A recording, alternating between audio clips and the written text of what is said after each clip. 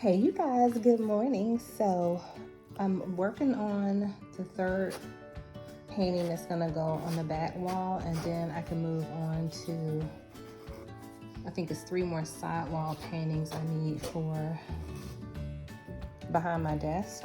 So I just wanted to show you how I'm doing this. And so what I'm doing is I'm just spreading out the material. And this design I'm gonna do a little bit differently from the other ones. This is actually a floor material, where the other compound we were using was like a joint compound. And this is similar, but I was looking for something thicker so I could do this particular type technique. So what I did, now some of the videos I watched, they used a trowel to do this, which was something that was serrated that had teeth and stuff. And so what I'm using is just a regular plastic fork. And I'm just creating line texture across using a plastic fork. And you can use whatever you want to create texture and design in your painting. And what's gonna happen is when it dries, it's gonna dry with the texture and the design in it. So this is how much we've gotten done so far. And it's nice where it has a little spacing in there too, because then it'll take the color in a different way, the paint in a different way when you go to put it on there.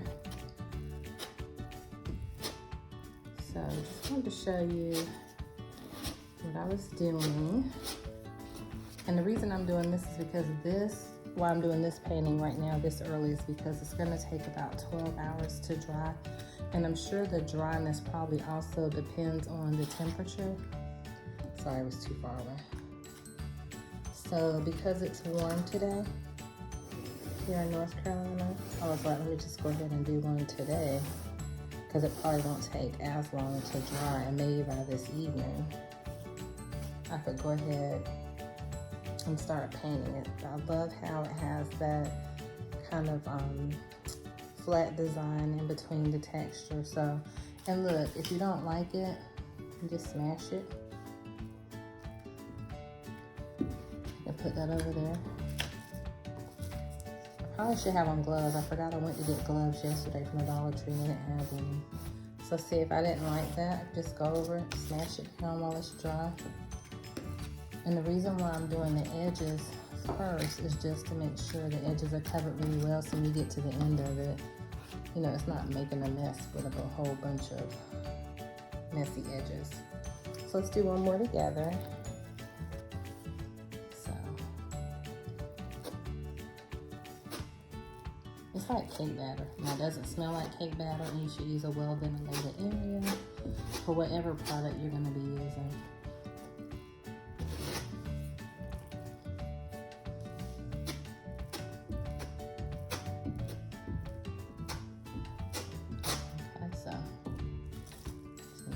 Fork.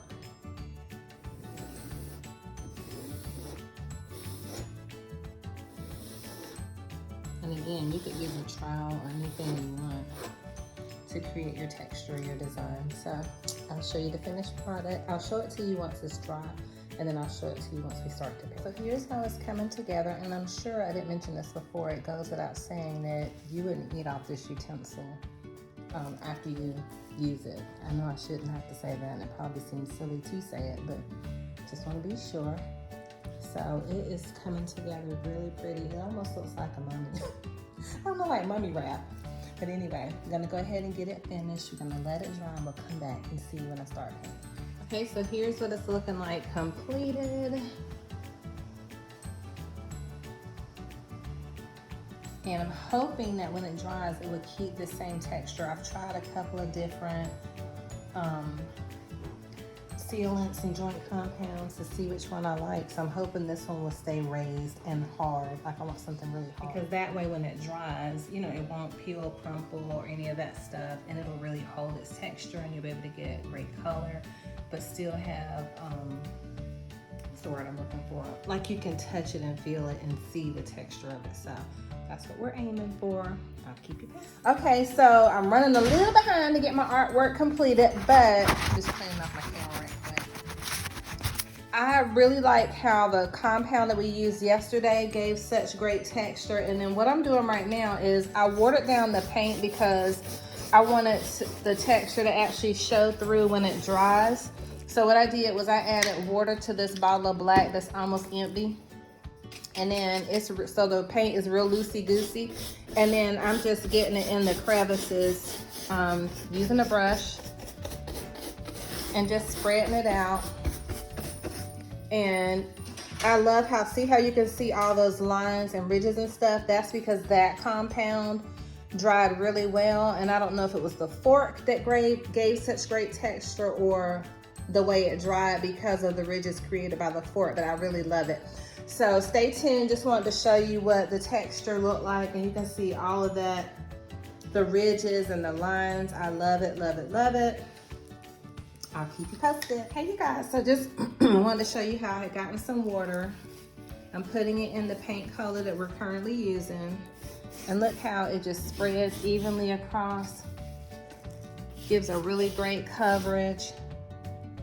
And how I'm not using this to water down the paint. I'm using it to give it a washed effect.